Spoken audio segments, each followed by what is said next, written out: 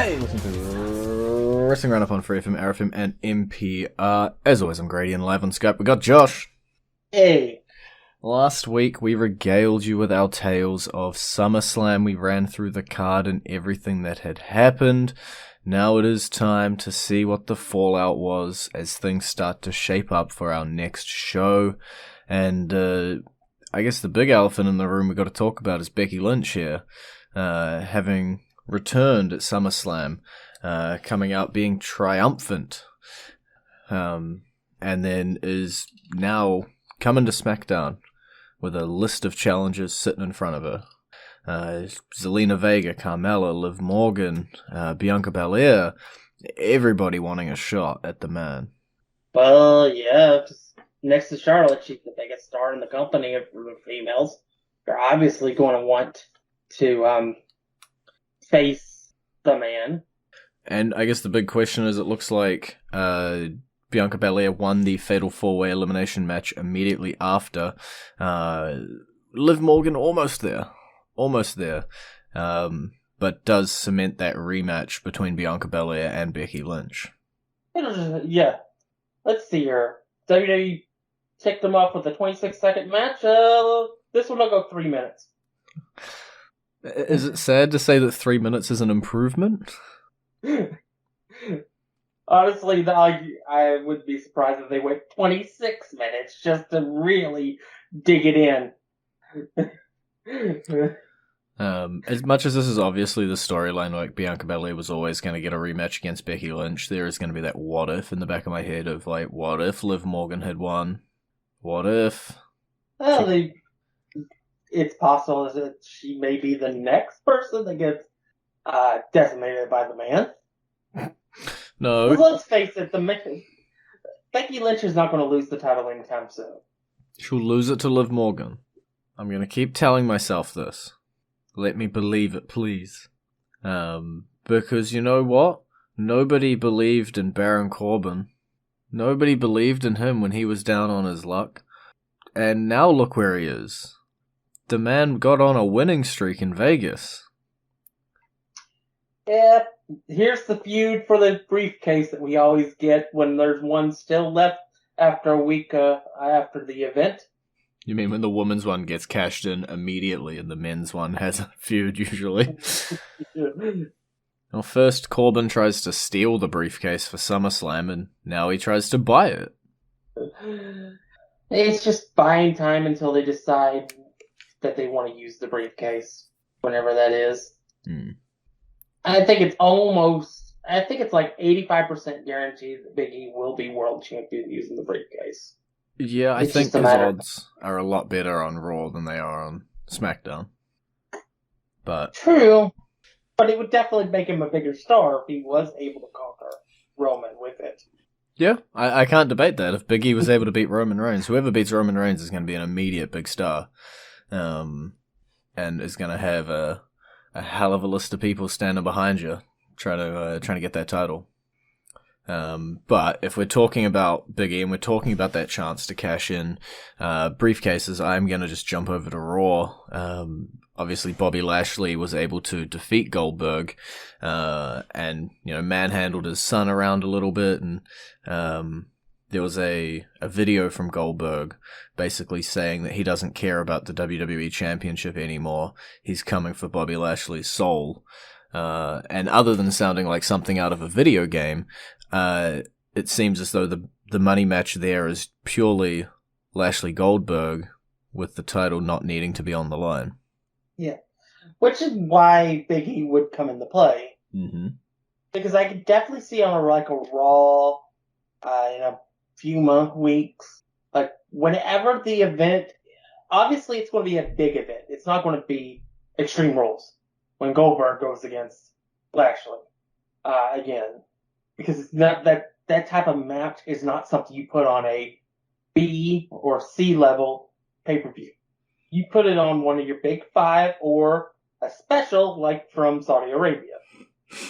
The shows that shall not be named. Yeah, I think that's definitely the case. I think it's going to be coming up in October on the October show. But yeah. we've got to get there. So what I'm thinking is that a few weeks, Goldberg comes out, challenges him to just a straight up match. No title. Lashley said, nah, man, I beat you so badly you couldn't continue at SummerSlam. I have no need to face you. So then Goldberg spears him out of his shoes several times. Jackhammers him, and then we hear Big E's music. He comes out, cashes in. He's the new WWE champion. Now we don't have to worry about that title being involved in it at all. And now Bobby Lashley has a reason to get revenge on Goldberg. It works.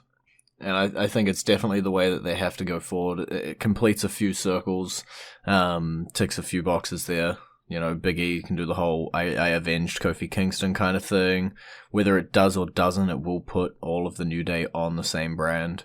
In terms of whether they will reunite or they'll at least be standing behind him in his corner, like they did with Kofi during his world title run.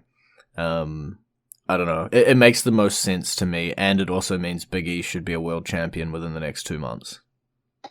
Yeah. That's definitely, I think, where they're going to go with it. I think I went for the shock factor and stuff. I think I'd rather have Big E beat Roman, even if it's with the help from The Rock. I think it would take the title off of Roman, because he won't need it at that point anymore. Give it to Big E. Big E can then do big things on his own, not needing the New Day. And he can get the rub of beating Roman after holding the title. Roman held the title for over a year, which he just passed like the other day. Yeah, I think he's 369 or 368, something like that. Yeah, it's definitely possible that Roman Reigns does become a target for that briefcase. It is one way to safely get the title off of Roman, because as much as I love the Demon Prince, I don't think he's got too much of a shot at the moment against Roman Reigns. Yeah, who knows? It's just something we're going to have to insert classic line here. Wait and see. Because it's Reigns Brock is the thing that's clearly down the line. So for Finn Balor to be able to capture the title here on a SmackDown or on an Extreme Rules, if we're waiting for Lesnar, then it just doesn't seem all too likely. But, you know, maybe they will do the classic Paul Heyman on a pole match and not require the title. Or, more than likely, Reigns versus Brock Lesnar in the October show. And we just got to get there. We got a little bit of time left on the show. Let's talk about the man whose music we're going to be going into here. Damien Preist, he opened up a open challenge for the United States Championship, and kind of as expected, a Celtic Warrior decided to answer said open challenge, but so did Drew McIntyre. Yeah, Sheamus got his head kicked off by said Celtic Warrior, Drew, and put on a good match with Damien Priest, which elevates Priest. Priest retained the title, and it looks like they're going to default back to Sheamus versus Drew for Drew's next feud. Look, it's a good default, okay? I can't complain with the default. But yeah, it was definitely a situation where it was not a good idea to put the newly won United States title off of Damien Priest. But the fact that Priest beat Drew McIntyre cleanly. Let me say that again. Cleanly. 1, 2, 3. Yep. No help from Sheamus. No distractions. Nothing. He beat him fair and square in the center of the ring against a guy who has been in the main event of Raw for over a year and a half. What better endorsement can you get for a new star than something like that? It's a pretty good rise, right? Like if we skip over a little bit of what Damien Priest has done, the guy basically debuts, he heads into one of the most hyped matches at this year's WrestleMania because it is with Bad Bunny. He continues to go on. He beats former WWE champion The Miz. multiple times on the way through. Then he comes through into the United States title scene. He takes out again a former multi-time world champion and Sheamus, captures the title, and then, as you say, pins one of our most recent WWE champions in Drew McIntyre and cements himself really at the top of the card. Like, it's not necessarily a mid-card championship when you're defeating all of these former world champions. Yeah, there's definitely more options for Damien Priest going forward with this title. And I just hope that once he's done with the title, that he stays at that level. Because I think Priest could be a very good hand in the upper mid-card. It's just a matter of, will they keep him there or will they shoot him back down? Unfortunately, Priest, while he is hot right now, he is kind of up there in age. I think he's like 39. I guess I can fact check that. 38. Yeah. It was either 38 or 39. But yeah, that's not a lot of time to be at the top of the card if they want to put him there. Yeah, at the moment, his star is just so high and burning so bright, right, that it's hard to look at him and worry, I guess, too much. Like, I could see Damien Priest versus, Randy Orton, Priest versus AJ Styles. I could see Priest versus Bobby Lashley in a WWE Championship match. Can I see that out of Priest in 12 months from now? I don't know where he's going to be, but where his star is currently burning, yes, I could see all of these matchups, and I think he'd be believable in each one of those, and this win over Drew McIntyre and kind of Sheamus as well only solidifies that. All right, his next feud, AJ Styles. Yeah. Let's keep the train of multi-time WWE champions going. We'll put him against AJ Styles, have his best match he's ever had as a WWE superstar, further elevate him. Yeah.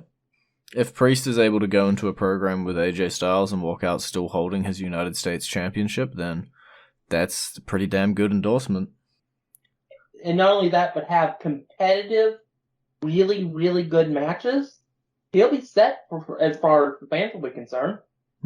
Because AJ Styles is basically the measuring stick in WWE right now. Because he could have a 4-star match with a broomstick if he wants. Yeah. I would say 5-star because a certain guy never gives WWE 5-star matches, so it's a 4-star with the broomstick. Might get a 5th star if it was in the Tokyo Dome. Yeah, I think Priest could do some fun. Only if it's for New Japan, though. Yeah. I could see Priest doing some cool stuff with Omos as well if he's still around in AJ Styles' corner at this point in time. I feel like that could be an overall fun feud to just see between those guys, so I definitely support it. There we go. Book it in. Next United States Championship feud, Damien Priest versus AJ Styles. You heard it here first. If it happens, WWE are copying us. And now it is roughly halfway through the show, and that means it is time to go into our entrance theme this week. We just spent a good 5 minutes talking about him, so why don't we play the music for one Damien Priest.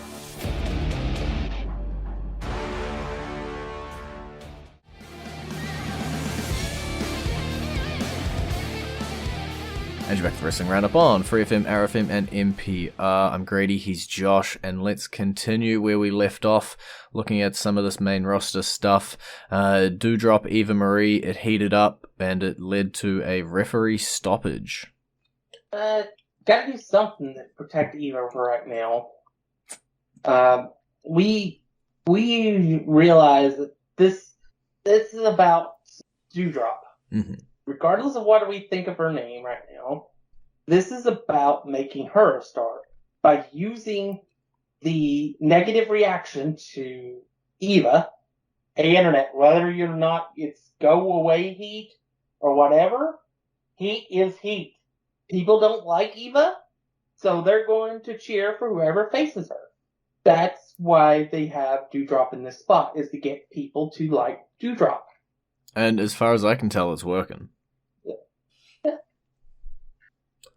And just sticking in that women's division as well, it looks as though Charlotte Flair might have her next opponent in Nia Jax. Well, Nia, at the very least, Nia beat the current champion. So that WWE booking rule says if you beat the champion, you get a title shot. So yeah, I guess you're right. It's 101, right? Yeah. Or at least you have a very decent claim towards the title for sure. And that does, question it. Is that going to be our Extreme Rules match for the Raw Women's Championship? Probably. I can't really see them backtracking and doing like Rhea or Nikki again, especially since they've gone this direction with Nia picking up a win over Charlotte.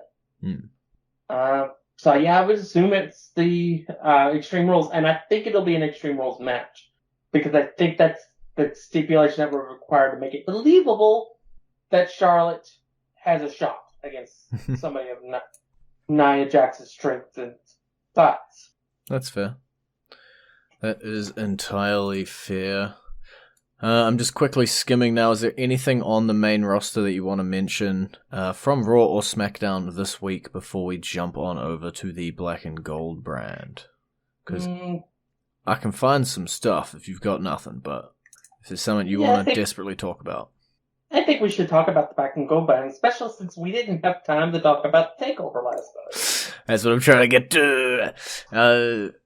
Yeah, NXT TakeOver and NXT. As a whole, it looks like NXT is getting a bit of a shake-up, but we will leave that on the bench for now and just talk about where they are for now.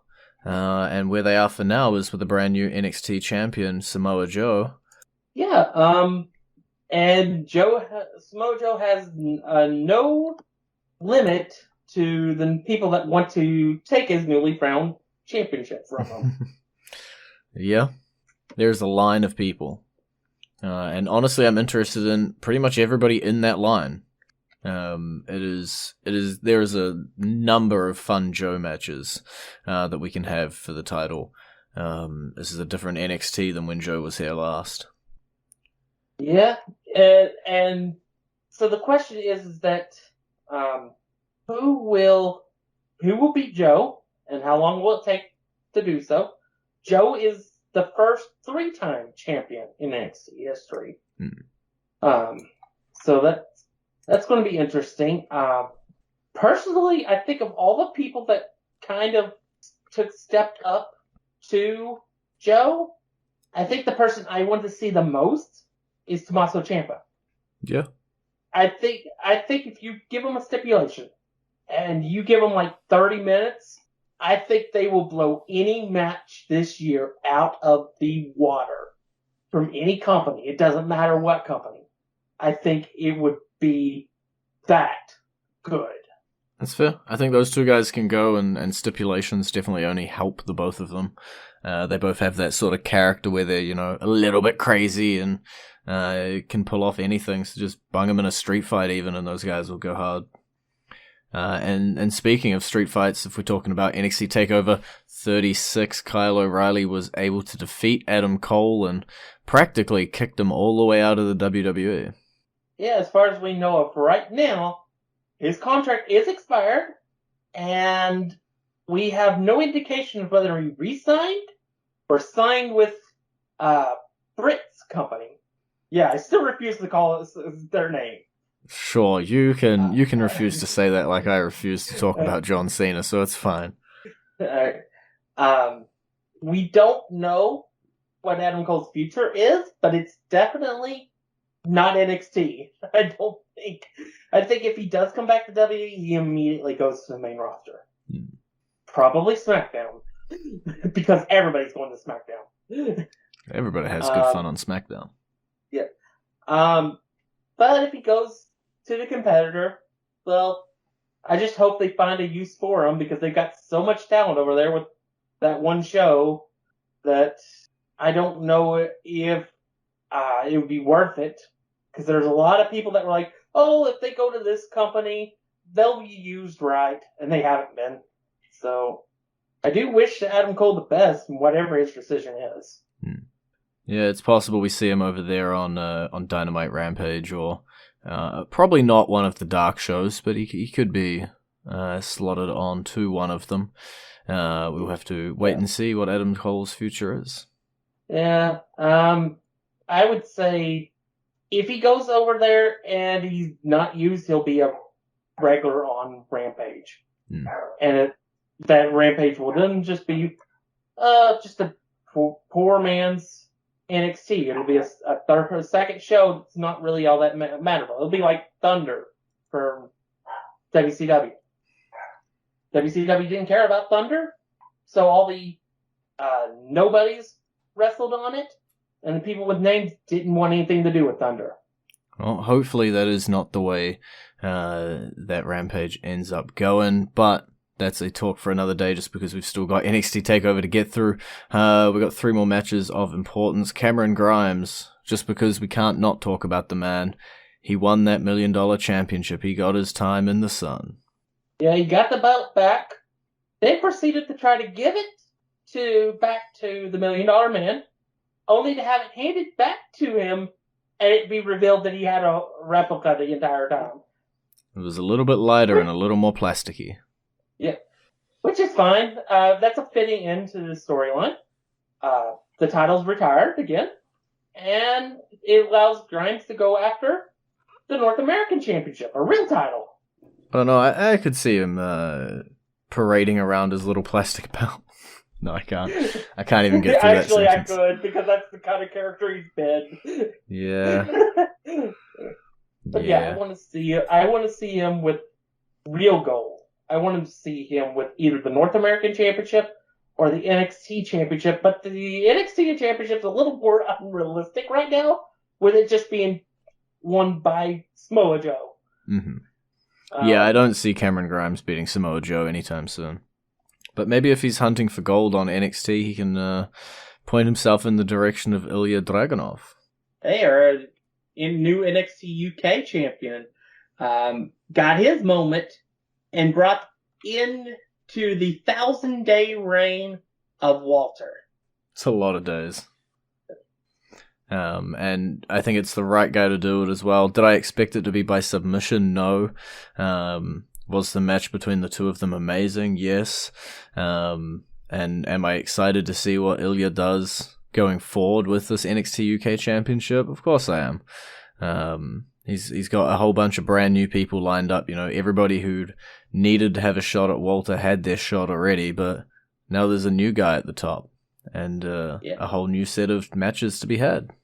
And unlike Walter, I think our new champion will be more receptive to working in the U.S., so we may see more UK defenses in the U.S.